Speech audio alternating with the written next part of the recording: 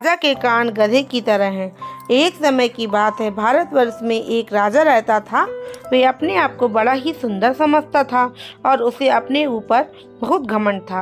वह घंटों अपने आप को शीशे में देखकर अपना समय गुजारा करता था और हमेशा सोचता था कि इस पूरे संसार में उसके जैसा सुंदर राजा कहीं भी नहीं है।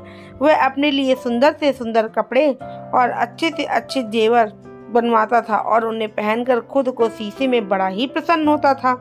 उस राजा की सारी प्रजा उससे बड़ी परेशान हो गई थी, क्योंकि वह प्रजा की समस्याओं को सुनने के बदले प्रजा से यह पूछा करता था कि वह कैसा लग रहा है, और हर दिन एक से बढ़कर एक नए नए बालों के स्टाइल बनाकर राजा के दरबार में आया करता था, जिसके कारण उसके कान पूरी तरह से उसके बालों और जेवरों से ढके रहते थे और प्रजा की बात उस तक नहीं पहुंच पाती थी। इस राजा में एक कमी थी जो सिर्फ राजा के शाही नाई को ही पता थी। बात यह थी कि राजा के कान बिल्कुल गधे के कान जैसे थे और इसके कारण वह अपने तरह तरह के बालों की स्टाइल बनाकर अपने कानों को छुपाता रहता था। शाही नाई का नाम मंगू था। मंगू अपने परिवार के साथ जंगल के किनारे एक छोटी सी झोपड़ी में रहता था। उसके साथ उसकी पत्नी भी रहती थी, जिसका नाम था गंगा। मंगू को हमेशा यह डर लगा रहता था कि अगर उसने यह बात किसी को बता दी कि राजा के कान देखने में बिल्कुल गधे के कान के तरह हैं, तो फिर राजा उसे जान से मरवा देगा, और अगर उसे नाई के पद से हटा दिया गया तो वह अपने परिवार का पालन पोषण भी नहीं कर पाएगा, क्योंकि मंगू को राजा के सिवा किसी और से मिलने जुलने का या उसके बाल काटने का भी अधिकार नहीं दिया गया था। राजा के बाल काटने के बाद वे चुपचाप अपनी पत्नी के साथ गांव के किनारे जंगल में बनी अपनी छोटी सी झोपड़ी में रहता था। मंगू इस डर से कि कहीं उसके मुंह से यह बात निकल ना जाए, राजा के कान गधे की तरह हैं, वह खुद भी किसी से नहीं मिलता था। यहाँ तक कि वह बात छुपाते छुपाते ना वह ठीक से सो पाता था और ना ही खाना खा पाता था। यह बड़ा ही दुख भरा जीवन बिता रहा था। उसका ऐसा हाल देखकर एक बार उसकी पत्नी गंगा ने कहा, आखिर तुम्हें क्या हो गया है?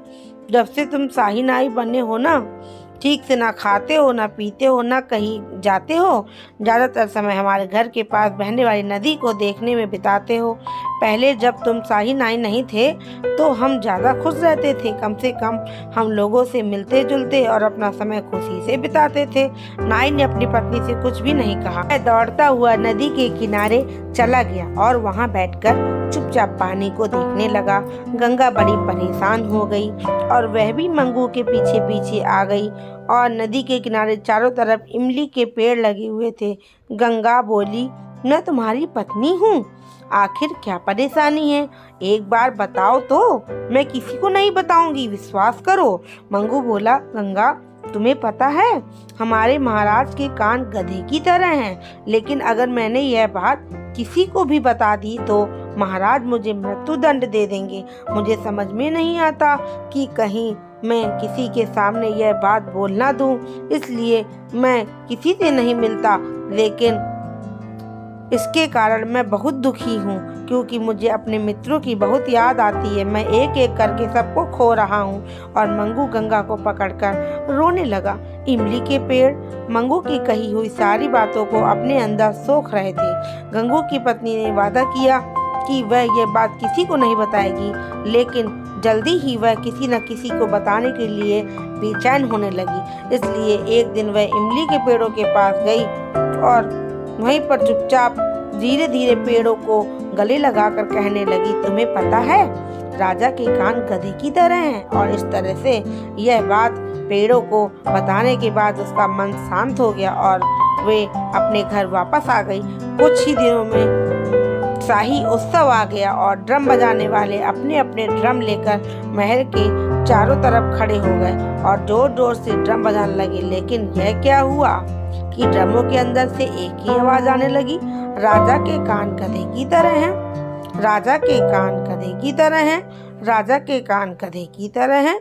यह सुनकर बहुत राजा डर गया और तुरंत ही उसने शाही नाई को बुलवाया। मंगू ने राजा को सारी बात बताई और कहा उसने यह बात इमली के पेड़ों के सिवाय किसी को नहीं कही। राजा ने ड्रम बजाने वालों को बुलाया और उनसे पूछा। राजा को सारी सच्चाई का पता चल गया। वे जान गया कि उसकी सच्चाई को पेड़ों ने अपने अंदर सोख लिया और जब उसे ड्रम बनाया गया तो ड्रम की लकड़ियों से यह आवाज़ निकलने लगी। इससे पहले कि वह नाई या ड्रम बजाने वालों को सजा देता, राज्य के मंत्री ने कहा इससे कोई फर्क नहीं पड़ता कि ये राजा के कान कैसे हैं। अगर राजा प्रजा को प्यार करता है और उनकी सारी मुसीबतों को दूर करता है। राजा को सारी बात समझ में आ गई और उसके बाद से वे संसार का सबसे अच्छा राजा बना और उसकी प्रजा को फिर कभी कोई दुख नहीं हुआ और किसी को ये याद भी नहीं आया कि राजा के कान गधे की तरह हैं। हमें अपने काम को दिल से और अच्छी तरह से करना चाहिए, तभी हम लोगों की नज़रों में अच्छे इंसान बन पाएंगे, चाहे हम में कितनी भी खामियां क्यों ना हो। दोस्तों, अगर आपको मेरी ये कहानी थोड़ी सी भी पसंद आई तो प्लीज़ मेरे चैनल को सब्सक्राइब करिए, लाइक करिए, शेयर करिए, कमेंट में बताइए आपको मेरी कहानी कैसी लगी। तब तक के लिए जय हिंद, वंदे मातरम।